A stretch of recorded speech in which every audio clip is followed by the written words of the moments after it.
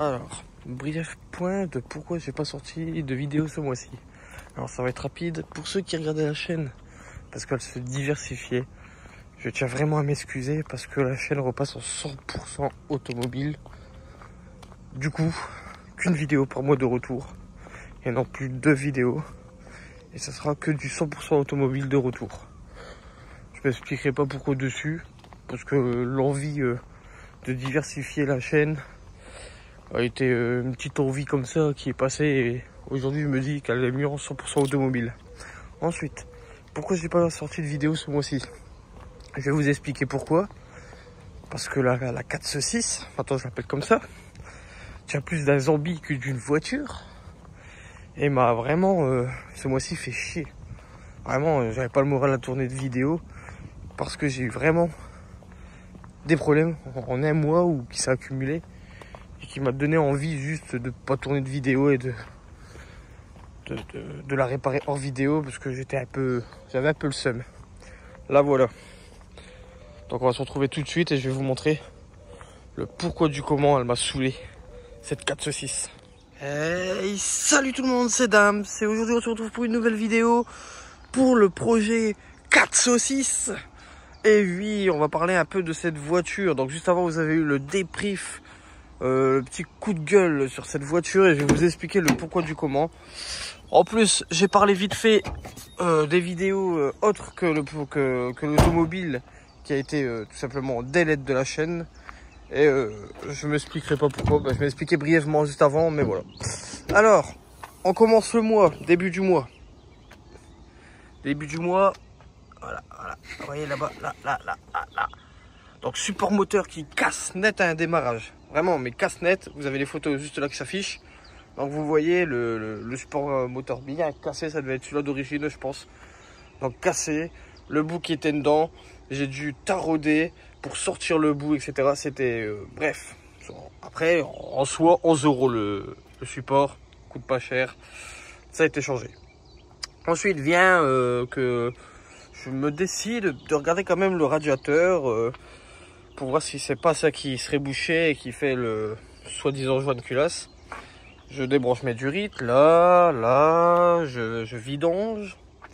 Je décide de retirer le collier là, de retirer cette durite là. C'est pas cette durite là, elle vient avec le bitonio. Le bitonio en plastique est resté dedans, cassé net. Voilà, radiateur a changé. L'ancien parti, j'ai dit bon tant pis on va le changer, hein, quitte à voir. Donc radiateur tout neuf, changé. Mais c'est pas à cause de ça, j'ai bien joué le culasse. Après avoir changé le thermostat à l'intérieur, la pompe à eau, le bouchon, le nouveau quoi. Parce qu'il y a un système aussi dans le bouchon. Et le radiateur, ça monte toujours en pression ici quand je mets le nouveau bouchon. Les durites viennent dures et ça dégueule de partout. Donc bon, à un moment donné, il n'y a plus de doute. C'est bien un joint de culasse, je ne vais pas en parler plus. J'ai un peu le somme total. Ensuite, vient pas la voiture, elle galère à avancer, elle est fumée noire et tout. C'est pas la vanne EGR là, à l'intérieur là, la conduite, le coude là. Vous voyez, je l'ai fait à la pâte à joie tellement que j'avais le seum. Je l'ai remonté à la pâte à joie alors qu'il faut mettre un joint en carton normalement. Donc le jour que je le démonte, peut-être jamais, il faudra que je nettoie tout. Pâte à joint. Bon là c'est encore le joint parce que j'ai dû démonter toute la vanne EGR avec le réchauffeur de vanne EGR pour voir si c'était pas le réchauffeur aussi de vanne EGR qui faisait monter les gaz dans le bocal parce que dedans il y a 2 circuits, il y a le circuit de refroidissement et le circuit d'EGR. Et il suffit qu'il y ait une fissure en interne, une fuite, ça peut faire le cas. Donc je l'avais démonté, vérifié, j'avais mis même en direct les conduites, j'avais mis en direct et c'est pas ça non plus. Donc voilà, on va pas en parler plus. La conduite, c'est pas je la démonte, je mets mes doigts à travers de calamine, bouchée totale. 400 000 maintenant, bientôt au compteur. Donc ça bouchée totale. J'en parle pas plus, voilà, vous voyez. Vous voyez en un mois les galères que j'ai eues. Et là, la meilleure galère, c'est pas mon kit de frein à l'intérieur de frein à main, il part en couille. Voilà, mon kit de frein à main à l'intérieur, il part en couille parce que c'est des disques tambours. Donc il y a un côté étrier pour les freins et un côté tambour à l'intérieur pour le kit de frein à main. C'est pas ça part en couille. Les vis, je vous affiche les photos. Les vis partent en couille, ça casse, le kit part en couille à l'intérieur. J'en ai chié pour retirer le disque, hein, je vous dis. J'en ai vraiment chié pour retirer le disque. Donc je retire le disque, hop, je replace l'étrier. C'est pas le c'est pas le tuyau rigide de frein, il pète. Du coup, j'ai dû faire j'ai dû racheter un tuyau rigide. Voilà, sur mesure. De toute façon, on le voit, il est tout neuf. En plus de ça, du coup, racheter du liquide de frein. Bon, j'ai pas une photo du liquide de frein, mais je pense que le liquide de frein, il avait quelques vécus. D'ailleurs, en même temps, on va replacer ça tant que j'y suis. Hop, le petit filtre qui est dans le bocal de liquide de frein. C'est pas le liquide de frein, je l'ai sorti, il était marron. Alors que de base, c'est jaune. Voilà. Normalement, c'est comme jaune comme ça. Et encore là, il s'est un peu mélangé au marron.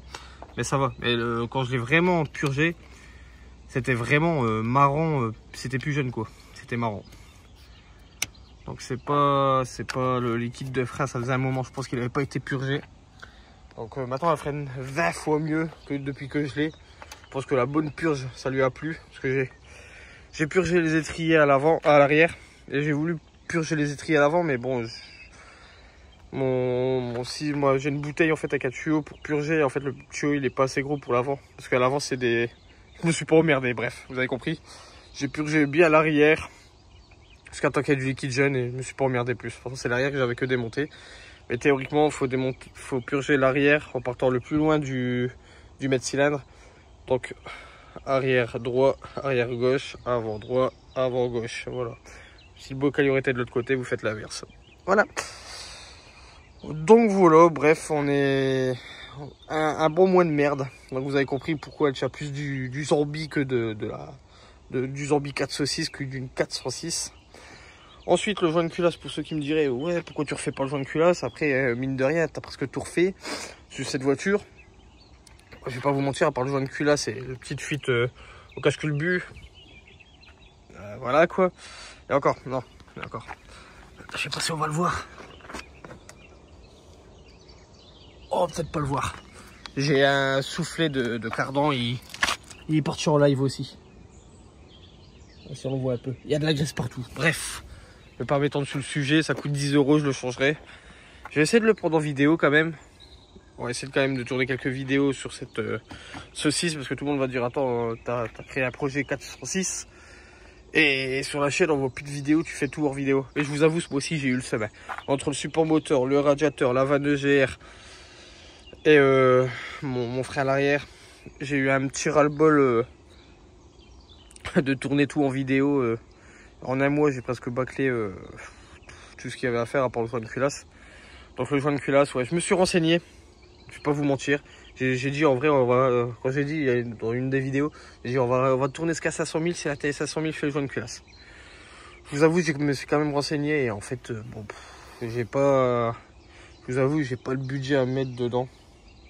Ça me fout un peu le seum parce qu'en vrai, à part ça, elle tourne super bien. Le moteur, vous avez vu, il est sec, j'ai tout refait dessus. C'est vraiment le joint de culasse qui me pose problème. Mais ouais, comment dire, on va faire un peu le tour en même temps avec. Alors j'ai appelé parce que du coup, alors j'ai regardé pour toutes les pièces. Alors pour toutes les pièces commandées, ça soit joint de cache-culbu, joint d'injecteur, qu'est-ce qu'il y a encore ensuite,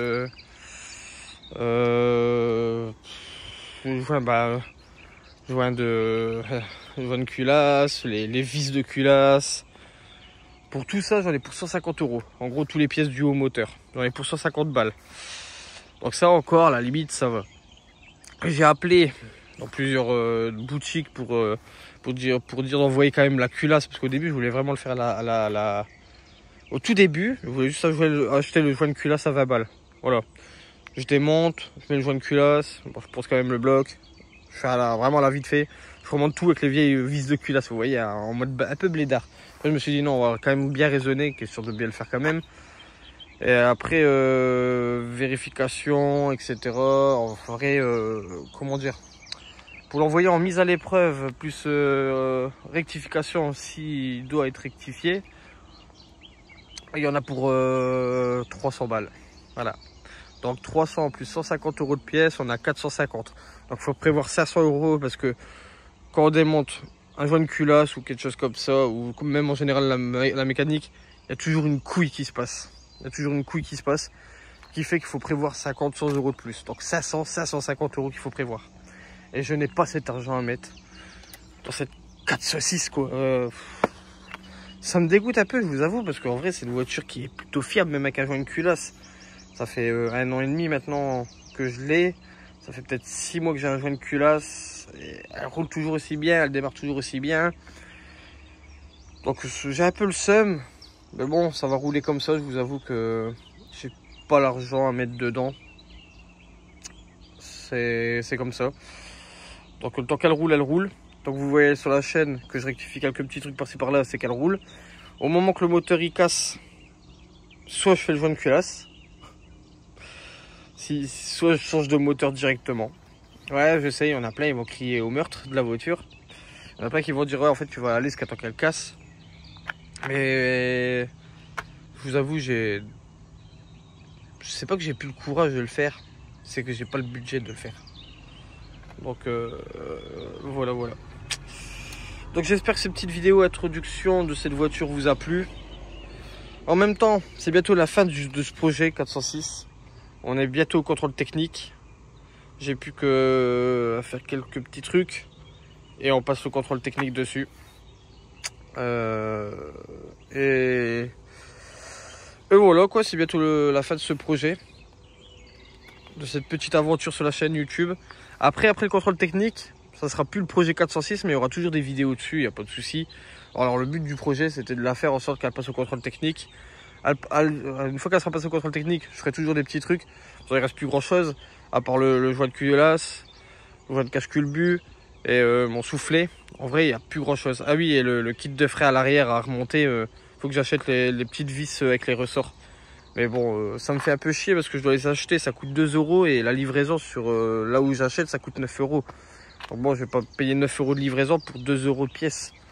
Donc normalement, je dois commander des pièces pour la voiture de mon frère qui va bientôt apparaître sur la chaîne. Une petite présentation, ça pose. Donc au même moment que j'ai commandé ces pièces, je mettrai mes petites pièces à 2 euros avec lui dedans. Du coup, ce qui fait que pour l'instant, bah, j'ai plus de frein à main du tout. Voilà. Le frein à main, il est en Y, tu vois. Il est en Y, il freine plus rien. Et bon, mon kit de frein à l'intérieur, en fait, il est peut-être tellement parti en couille que ça faisait chauffer le disque. Ça puait le cramer et tout. Mon ABS il se rallumait, j'ai dit oula, c'est pas bon, on va tout démonter. Et quand j'ai vu l'ampleur des dégâts, je me suis dit bon, ok, d'accord. Donc pour l'instant, j'ai plus de frein à main à l'intérieur. Mais je vais laisser comme ça pour l'instant. Je vous avoue que faut que je rachète les petites vis et j'ai pas envie de racheter des kits à l'intérieur, des kits, un kit de frein à main à l'intérieur parce que les garnitures, il y en a encore un petit peu et ça sert juste pour le frein à main. Donc ça me fait chier de racheter, tu vois. Donc voilà, grosso modo, on a fait un peu le tour de la voiture. Donc vous avez compris un peu les galères que j'ai eu ce mois-ci, un peu comment dire, la barre de seum dans ma tête pour plus que je tourne de vidéo, que juste je fais hors vidéo. Donc j'ai pris quelques photos par-ci par-là de ce qui m'est arrivé de péripéties. Donc voilà. Donc ouais, prochainement sur cette voiture, on va faire quand même mon kit de frein arrière que je vais essayer quand même de faire en vidéo, que je vais essayer de refixer. Mon soufflet de cardan côté roue et on va mettre les jantes de 406 coupées. Mais après bon, on sera bon. Après il restera plus que le joint de culasse, mais je peux pas. Voilà. Donc j'espère que cette vidéo vous a plu. Si elle vous a plu, n'hésitez pas à vous abonner, à liker, à partager, ça me ferait super plaisir. Et moi je vous dis à la prochaine pour une nouvelle vidéo. Salut tout le monde!